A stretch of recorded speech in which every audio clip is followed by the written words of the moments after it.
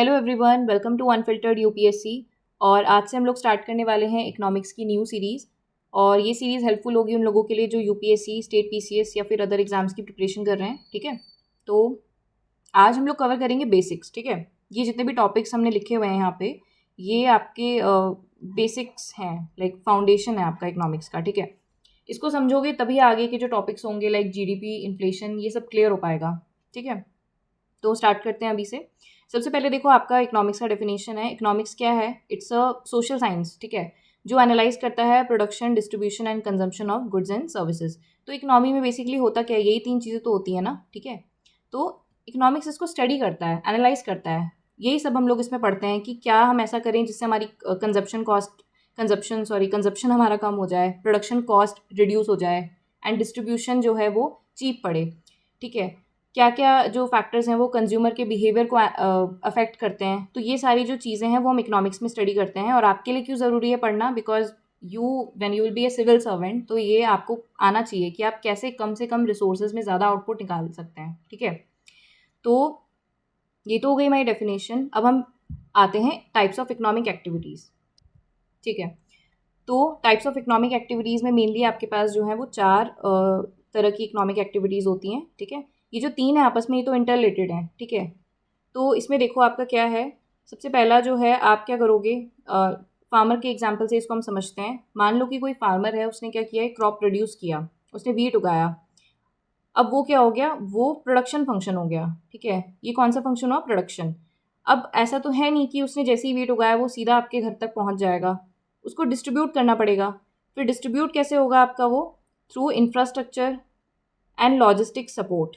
ठीक है, लॉजिस्टिक्स इसमें यूज़ होंगे, तब जाके वो डिस्ट्रीब्यूट होगा एंड आप तक वो पहुंच पाएगी वो चीज़। ठीक है, तो ये तीनों आपस में इंटर रिलेटेड होते हैं। These are very simple to understand. चौथा जो है वो एक्सचेंज है। यहाँ पे कोई गुड्स या कोई सर्विसेज, मतलब यहाँ पे कोई गुड प्रोड्यूस नहीं हो रहा है, बट यहाँ पे क्या हो रहा है, मेनली बाइंग एंड सेलिंग चल रही है साइमल्टेनियसली।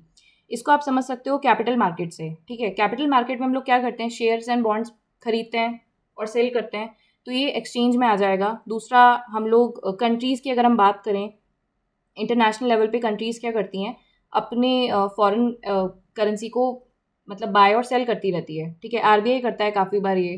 तो ये भी तो इकोनॉमी का हिस्सा है ना, तो ये भी हमारा it will also be under this types of economic activities. ठीक है, ये इसके अंदर इंक्लूड हो जाएगा।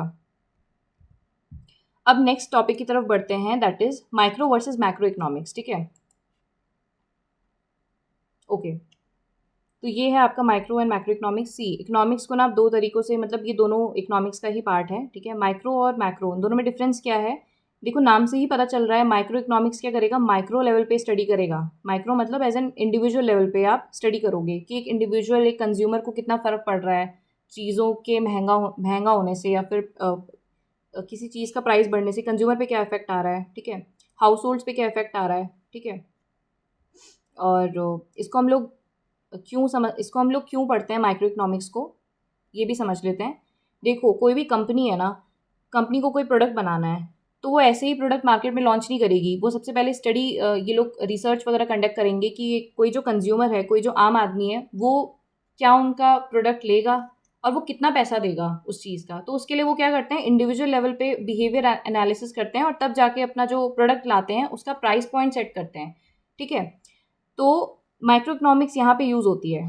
ठीक है, हम लोग स्टडी करते हैं इसको, उसके बेसिस पे ही हमारी जो मैक्रो इकोनॉमिक पॉलिसीज़ होती हैं वो बनती हैं। ठीक है, और मैक्रो मतलब नाम से ही समझ आ रहा है, यहाँ पे आप इंडिविजुअल को स्टडी नहीं करोगे, यहाँ पे आप इकोनॉमी एज अ होल। ठीक है, यहाँ पे पूरा इकोनॉमी देखने वाले हो। ठीक है, और क्या क्या पढ़ते हैं हम इसमें? जीडीपी। जीडीपी एक फर्म का या एक पर्टिकुलर हाउस का तो नहीं निकलता है, पूरे नेशन का निकलता है ना जीडीपी। अनएम्प्लॉयमेंट रेट आप निकालते हो तो पूरे देश का आप कैलकुलेट करते हो। तो ये इन्फ्लेशन, ये जो तीनों है, ये मैक्रो इकोनॉमिक्स में स्टडी किया जाता है। ठीक है, फोकस क्या रहता है यहाँ पे? Obviously national income, fiscal policy. Fiscal policy पूरे नेशन के लिए बनती है। ठीक है, उसके बाद क्या आ जाएगा, मैक्रो इकोनॉमिक्स क्यों हम लोग पढ़ते हैं? इससे हम लोग क्या बनाते हैं, अपना बजट एनालिसिस हो गया, इकोनॉमिक सर्वे हो गया, ये सब हम इसी से लाइक अपना मैक्रो इकोनॉमिक्स से ही, ये इसका एप्लीकेशन है काइंड ऑफ, ये आप समझ सकते हो। तो ये तो हो गया माइक्रो एंड मैक्रो के बीच का डिफरेंस। अब आगे देखते हैं स्टॉक एंड फ्लो। तो ये भी जो है एनसीईआरटी का ही कॉन्सेप्ट है। देखो, ये आप पढ़ोगे ना, ये सब एनसीईआरटी में मेंशन है, तो इसमें से कुछ भी स्किप मत करना, इससे क्वेश्चंस बनने के काफ़ी चांसेस होते हैं। ठीक है, तो अब इनके बीच का डिफरेंस समझते हैं, ये स्टॉक एंड फ्लो। ठीक, इनमें क्या डिफरेंस होता है? तो स्टॉक जो है वो एक पॉइंट ऑफ टाइम में मेजर किया जाएगा, ठीक है। मतलब अभी इस पॉइंट पे आप बता सकते हो कि आपके पास कितनी वेल्थ है, ऑब्वियसली आप बता पाओगे, है ना। एग्जाम्पल इसका क्या हो जाएगा? वेल्थ हो जाएगा। वेल्थ मतलब वेल्थ क्या होती है? आपका जितने भी आपके पास एसेट्स हैं उनकी टोटल वैल्यू, तो आप बता सकते हो ना at one point of time. तो स्टॉक जो है वो एक स्पेसिफिक पॉइंट ऑफ टाइम पे मेजर किया जाता है। फ्लो जो है वो किसको दिखाता है? मूवमेंट एंड चेंज, ठीक है। एग्जाम्पल्स क्या हो गए इसके? Income, investment. इन्वेस्टमेंट हम लोग देखते हैं ना, बढ़ा है या घटा है through out the year. Exports भी हम पूरे साल का निकालते हैं, तो एक्सपोर्ट्स बढ़ रहा है या कम हो रहा है, ये ट्रेंड एनालिसिस होता है। तो फ्लो जो है, फ्लो कॉन्सेप्ट जो है वो over a period of time आप इसको एनालाइज करते हो, ठीक है। अब कुछ मैंने एग्जांपल्स लिख के रखे हैं यहाँ पे, जैसे स्टॉक का one of the like foreign exchange हो गया, ये स्टॉक का एग्जांपल है, ठीक है। अभी इस पॉइंट ऑफ टाइम पे हमारी कंट्री के पास कितना फॉरेन एक्सचेंज है ये आप देख सकते हो, at one point of time पे निकाल सकते हैं हम इसको। फ्लो की अगर बात करें तो ये बर्थ रेट हो गया, नेशनल इनकम हो गया, ये सारे फ्लो कॉन्सेप्ट हैं, ठीक है। अब आपके लिए क्वेश्चन है, सेविंग्स जो है ये आपका स्टॉक है या फ्लो, किस में आएगा? ये आपको मुझे आंसर करना है अभी, ठीक है, कमेंट सेक्शन में, ठीक है। सो अब आते हैं फैक्टर्स ऑफ प्रोडक्शन, ये दूसरा टॉपिक है हमारा। देखो, जब भी आप कोई भी चीज़ प्रोड्यूस करते हो ना इकोनॉमी में, तो फैक्टर्स ऑफ प्रोडक्शन ये यूनिवर्सल है, मतलब आप यूज़ करोगे ही करोगे। ऐसी कोई इकोनॉमिक एक्टिविटी, मतलब ऐसा कोई आप प्रोडक्शन नहीं कर सकते जिसमें ये यूज़ ना हो, ठीक है। तो फैक्टर्स ऑफ प्रोडक्शन होता क्या है? देखो, आप कोई भी प्रोडक्शन प्रोसेस कर रहे हो तो आप अकेले खुद से तो करोगे ही नहीं, आपको चीज़ों की ज़रूरत पड़ेगी। You need factors, you need inputs to produce goods and services, ठीक है। तो मेनली 4 तरीके के फैक्टर्स ऑफ प्रोडक्शन होते हैं। सबसे पहला हो गया आपका लैंड। और एक चीज़ याद रखना, लैंड का मतलब सिर्फ ये नहीं है कि लैंड ज़मीन का टुकड़ा, it means all the natural resource. मतलब अगर आप मान लो आपकी जो है टेक्सटाइल की कोई कंपनी है, ठीक है, और आप अगर कॉटन यूज़ कर रहे हो तो ये लैंड की कैटेगरी में आ जाएगा, ठीक है। कोई भी आप रॉ मटेरियल यूज़ कर रहे हो लैंड की कैटेगरी में आ जाएगा, ठीक है। दूसरा जो है वो है हमारा लेबर। बिना ह्यूमन एफर्ट के काम नहीं हो सकता, लेबर भी यूज़ होता है आपका फैक्टर ऑफ प्रोडक्शन में। तीसरा है आपका कैपिटल। कैपिटल का मतलब होता है, एक तरीके से आप देख सकते हो, इन्वेस्टमेंट, ठीक है। आप कोई भी फैक्ट्री ओपन करते हो या कोई भी अपना बिजनेस स्टार्ट करते हो, इन्वेस्टमेंट तो करना पड़ेगा ना। ये इसमें आपकी आ जाएंगी टूल्स एंड मशीन्स, इंफ्रास्ट्रक्चर, ठीक है। तो ये सब कैपिटल का पार्ट हो जाएगा। ओके, नेक्स्ट जो है हमारा वो हो जाएगा एंटरप्रेन्योरशिप, ठीक है। एंटरप्रेन्योरशिप भी एक फैक्टर ऑफ प्रोडक्शन है। देखो, जब भी आप कोई बिज़नेस करते हो ना, तो बिज़नेस करने के लिए आपको इंफ्रास्ट्रक्चर या इन्वेस्टमेंट कह लो या फिर लेबर कह लो, इसके साथ जो है स्किल्स भी चाहिए। बिना स्किल्स के, बिना क्रिएटिविटी के या बिना रिस्क लिए आप प्रॉफिट नहीं एक्यूमुलेट कर सकते। तो entrepreneurship is about creativity and risk, कि आप क्या क्रिएटिविटी दिखा रहे हो या फिर आप क्या रिस्क ले रहे हो या नहीं ले रहे हो, ठीक है। तो ये भी आपका फैक्टर्स ऑफ प्रोडक्शन का हिस्सा है, ठीक है।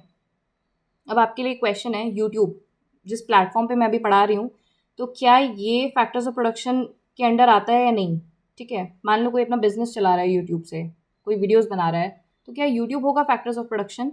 इसका आंसर कीजिएगा आप मुझे कमेंट सेक्शन में, ठीक है।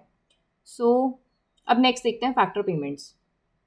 तो देखो, फैक्टर पेमेंट्स कुछ नहीं है, फैक्टर पेमेंट है return of factors of production. ये मैंने यहाँ फैक्टर्स ऑफ प्रोडक्शन लिखा हुआ है, ठीक है। तो देखो, आप जो भी इनपुट्स ले रहे हो, मान लो आप अपनी प्रोडक्शन में आपने लेबर रखा हुआ है, तो लेबर आप फ्री में तो काम करेगा नहीं ना आपके लिए, आप उसको वेजेस प्रोवाइड करोगे। आपने लैंड लिया हुआ है किसी से, मान लो आपने किसी से एक स्पेस उधार में लिया हुआ है फैक्ट्री बनाने के, फैक्ट्री चलाने के लिए, तो आप उसको रेंट पे करोगे, लेबर को आप वेजेस दोगे, ठीक है। एंटरप्रेन्योरशिप, एंटरप्रेन्योरशिप मतलब आप कोई भी रिस्क लोगे तो प्रॉफिट के लिए तो रिस्क लेते हो ना आप, तो प्रॉफिट यहाँ पे आ जाएगा। देन उसके बाद कैपिटल, मान लो आपने किसी से लाइक काफ़ी बड़ा लोन लिया है, तो उसमें आपको क्या देना पड़ेगा? उसको इंटरेस्ट देना पड़ेगा, ठीक है। तो बेसिकली फैक्टर ऑफ प्रोडक्शन, ये सब पेमेंट्स हैं फैक्टर्स ऑफ प्रोडक्शन के, ठीक है। ये सब पेमेंट्स हैं, फैक्टर पेमेंट्स, इसी से इकनॉमी चलती है। यही पैसा जब लोगों के पास आता है तो यहीं से जो है कंजम्पशन होता है इकनॉमी में, ठीक है। तो आई होप ये टॉपिक क्लियर हो गया होगा। अब नेक्स्ट देखते हैं सेक्टर्स ऑफ इकनॉमी, ठीक है। तो देखो, मेनली 4 तरीके के सेक्टर्स होते हैं। ये 3 तो आपने पढ़े होंगे आई गेस 11th-12th में या फिर पहले। ये 2 जो नए हैं, ये मैंने ऐड कर दिए हैं, हो सकता है एग्जाम में पूछ ले, ठीक है। तो देखो, प्राइमरी सेक्टर क्या है, इसको आपको याद कैसे रखना है। मैं यहाँ डेफिनेशन नहीं रटवाऊंगी आपको, मैं आपको यहाँ पे कॉन्सेप्ट बताऊंगी, ताकि क्योंकि यूपीएससी में ना ऐसे क्वेश्चंस आ जाते हैं कि which of the following is not a part of primary sector, या फिर इसमें से कौन सा टेरिटरी सेक्टर है।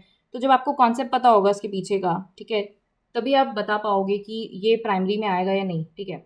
तो देखो प्राइमरी में क्या हो जाता है, यहाँ पे ना आप डायरेक्ट यूज़ कर रहे हो नेचुरल रिसोर्सेज का। यहाँ पे आप डायरेक्टली अगर आप कोई आउटपुट निकाल रहे हो, नेचुरल रिसोर्स आप एक्सट्रैक्ट कर रहे हो, तो वो प्राइमरी एक्टिविटी आपकी हो जाती है। फॉर एग्जांपल किसी ने कोल एक्सट्रैक्ट किया तो वो डायरेक्टली नेचर से तो किया, फिशिंग किया, that also happen directly when you indulge with this activity, ठीक है। फार्मिंग हो गया, तो आपने क्या किया, ज़मीन से क्रॉप उगाया, ठीक है। अब नेक्स्ट आता है सेकेंडरी। सेकेंडरी में क्या करता है, क्या हम लोग करते हैं इसमें, इसमें जो हम ये वाली जो चीज़ होती है ना, इसी को हम लोग लाइक मैन्युफैक्चर कर देते हैं, ठीक है। इसको ही हम लोग प्रोसेस कर देते हैं ताकि हमारा ये फिनिश्ड गुड्स में कन्वर्ट हो सके, ठीक है। मान लो कि जैसे फार्मिंग में मैंने कॉटन का प्लांट लगाया, तो मेरे पास कॉटन अब आ चुका है, ठीक है। वो मेरा क्या हो गया, प्राइमरी सेक्टर का पार्ट हो गया कि मैंने कॉटन का प्लांट लगाया, ठीक है।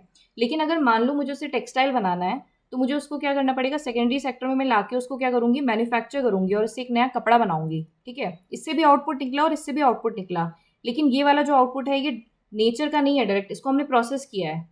समझ आ रही होगी आपको बात मेरी, ठीक है।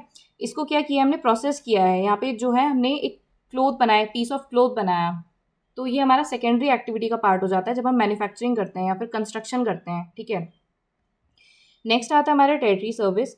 तो इसमें सबसे इंपॉर्टेंट चीज़ आपको याद रखनी है कि यहाँ पे कोई भी गुड्स प्रोड्यूस नहीं होगा, ठीक है। यहाँ कोई गुड्स प्रोड्यूस नहीं होगा, यहाँ पे हम लोग मेनली बात करते हैं सर्विसेज की, ठीक है। तो यहाँ पे हम लोग क्या करते हैं, बात करते हैं सर्विसेज की that supports production and distribution. जैसे आपका हो गया बैंकिंग, ट्रांसपोर्ट, एजुकेशन। यहाँ पे इंपॉर्टेंट चीज़ ये है कि जो टेरिटरी सेक्टर होता है ना, वो एक तरीके से हमारा प्रोडक्शन एंड डिस्ट्रीब्यूशन को मतलब हेल्प करता है। जैसे मान लो आप ट्रांसपोर्ट ले लो, तो ट्रांसपोर्ट के थ्रू ही तो हम लोग ये दोनों चीज़ों में इंडल्ज कर पाते हैं, ठीक है। मान लो कि आपने कोई एक प्रोडक्ट बना दिया, अब उसको आपको डिस्ट्रीब्यूट करना है, तो आपको ज़रूरत पड़ेगी ट्रांसपोर्ट की, तो ये क्या हो जाएगी, एक सर्विस हो जाएगी, ठीक है। नेक्स्ट है हमारा क्वाटरनरी। तो क्वाटरनरी जो है वो आपका नॉलेज बेस्ड सर्विसेज है। जैसे कि आप डेटा एनालिटिक्स में चले गए हो, R&D या IT सेक्टर में चले गए हो, तो दैट विल बी योर इसका पार्ट हो जाएगा वो, ठीक है। नेक्स्ट है हमारा क्वाइनरी। तो क्वाइनरी क्या हो जाएगा आपका, it's a highest decision making services, यानी कि जो आपके टॉप के ऑफिशियल्स हो गए, ये सब इसका पार्ट हो जाते हैं, ठीक है। तो ये दोनों इतना कुछ इंपॉर्टेंट है नहीं, बस ऐड कर दिया था मैंने ताकि मतलब ऐसे कभी पूछ ले एग्जाम में। नेक्स्ट टॉपिक देखते हैं अब। देखो नेक्स्ट टॉपिक है हमारा गुड्स एंड सर्विसेज। तो यहाँ पे टाइप्स ऑफ गुड्स देख लेते हैं फटाफट से, ठीक है। तो गुड्स की भी कैटेगरीज होती हैं, ये मैंने अभी ऐड किया है कुछ टाइम पहले, तो इसलिए थोड़ा अलग सा दिख रहा है। चलो, कंज्यूमर गुड्स क्या होते हैं, which can be use directly, हमारे लिए ही हैं वो कंज्यूमर गुड्स, ठीक है। कैपिटल गुड्स क्या होते हैं, जो कि यूज़ किए जाते हैं टू मैन्युफैक्चर कंज्यूमर गुड्स, ठीक है। मान लो कि हम लोग कोई एक टेक्सटाइल प्रोड्यूस कर रहे हैं, हमने टी शर्ट बनाई, तो टी शर्ट बनाने के लिए मशीन की ज़रूरत पड़ेगी, है ना। डाई करने वाली मशीन होती है या फिर वॉश करने वाली मशीन होती है, तो वो आपका कैपिटल गुड्स का पार्ट बन जाएगा, ठीक है। कैपिटल गुड्स हेल्प करते हैं to convert raw material into manufactured goods, ठीक है। नेक्स्ट क्या हो जाएगा हमारा इंटरमीडिएट गुड्स। इंटरमीडिएट गुड्स भी यूज़ होते हैं to convert raw material into finish goods, जैसे कि steel for car.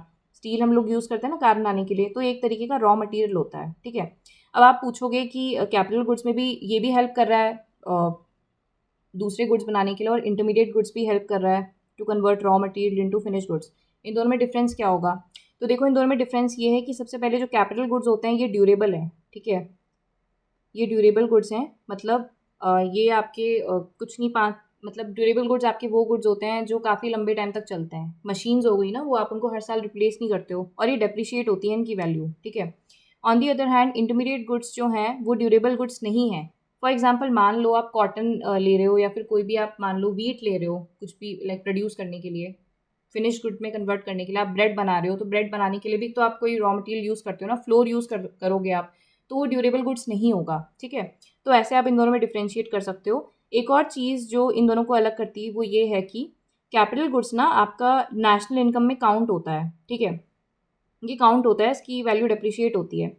Where as intermediate goods जो है ये नेशनल इनकम में काउंट नहीं होता, बिकॉज इसकी जो कॉस्ट होती है वो फाइनल गुड्स में ही जाके ऐड हो जाती है। तो आई होप इन दोनों के बीच का जो डिफरेंस होगा वो क्लियर हो गया होगा।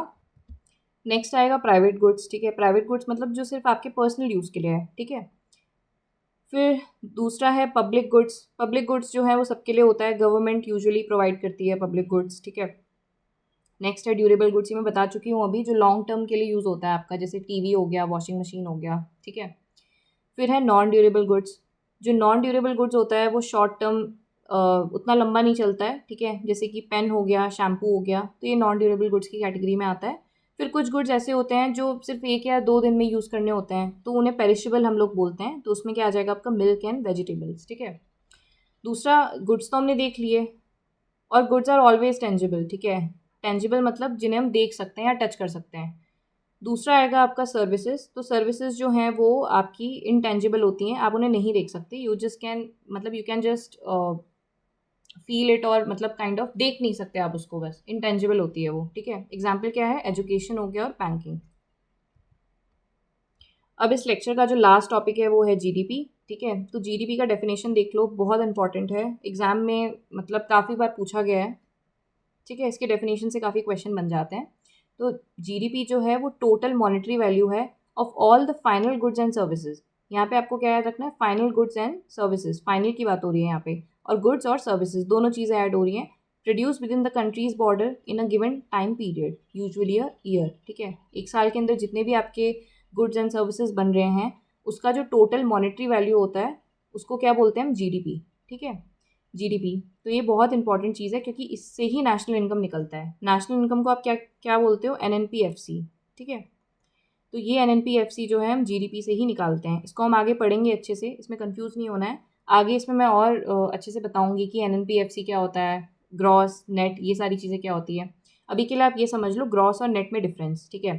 तो देखो, ग्रॉस और नेट का डिफरेंस क्या होता है। नेट आपको कहीं पे भी दिखे, चाहे वो नेट प्रॉफिट हो, नेट इनकम हो, नेट वैल्यू हो। नेट का मतलब होता है फाइनल वैल्यू, मतलब आपने सब कुछ उसमें से लाइक डिडक्ट कर दिया है, कुछ भी सब कुछ आपने सब्ट्रैक्ट कर दिया है, उसके बाद जो फाइनल वैल्यू बचती है उसको आप नेट बोलते हो, ठीक है। तो और ग्रॉस क्या हो गया, ग्रॉस मतलब पहले की वैल्यू, और नेट मतलब फाइनल वैल्यू। तो ग्रॉस में ना आपका डेप्रिसिएशन कभी भी सब्ट्रैक्ट नहीं होता। अब डेप्रिसिएशन में किस कंटेक्स्ट में बात कर रही हूँ, मान लो आपका कोई एक फर्नीचर है, ठीक है, वो आपने 5 साल पहले लिया था, एंड मान लो आपने 15,000 का लिया था, ठीक है। और अगर मैं अभी आपसे पूछूं उसकी वैल्यू क्या है, आपने वो 5 साल पहले लिया था, तो अगर आप मुझे बोलते हो कि उसकी वैल्यू अभी भी 15,000 ही है, तो आप उसकी ग्रॉस वैल्यू बता रहे हो, ठीक है। और अगर मैं आपसे पूछूंगी कि उसकी नेट वैल्यू क्या है, तो आप उसको डेप्रिशिएट करके बताओगे, क्योंकि कोई भी आपके पास कोई भी आपके पास चीज़ होती है, उसकी वैल्यू डेप्रिशिएट तो होती है। तो डेप्रिशिएट करके आप अगर उसकी वैल्यू मुझे बताओगे कि हाँ अब उसकी वैल्यू जो है वो 6,000 बची है, तो वो क्या हो जाएगी, उसकी नेट वैल्यू। तो अभी के लिए इतना याद रखो कि ग्रॉस जो होता है ना, उसमें से आप डेप्रिसिएशन सब्ट्रैक्ट नहीं किया हुआ होता है आपने, ठीक है। और जो नेट होता है उसमें आप डेप्रिसिएशन माइनस करके रखते हो। दूसरा जो है डोमेस्टिक। डोमेस्टिक मतलब विद इन इंडियन टेरिटरी, मतलब इंडियन टेरिटरी के अंदर जितने भी गुड्स और सर्विसेज प्रोड्यूस हो रहे हैं वो जीडीपी के अंदर आएगा। अब कोई फॉरेनर भी अगर इंडिया में फैक्ट्री खोल रहा है, गुड्स एंड सर्विसेज प्रोड्यूस कर रहा है, ठीक है, और सारा प्रॉफिट अपनी कंट्री में ले जा रहा है, स्टिल वो हमारी जीडीपी में काउंट होगा, ठीक है, लेकिन वो हमारी नेशनल इनकम में काउंट नहीं होगा। ये हम आगे देखेंगे, आगे डिस्कस करेंगे, बट अभी के लिए आप इतना ध्यान रखिए कि जो डोमेस्टिक होता है ना, इसमें कोई बाहर का इंसान आके हमारे कंट्री में कुछ भी प्रोड्यूस कर रहा है, तो still it would be counted under GDP, ठीक है। प्रोडक्ट क्या हो गया आपका, प्रोडक्ट में गुड्स एंड सर्विसेज दोनों आएगा, ठीक है। तो बस इतना ही था आज के लिए। आई होप ये वीडियो आपको अच्छा लगा होगा, एंड अब मिलते हैं नेक्स्ट लेक्चर में। Thank you so much.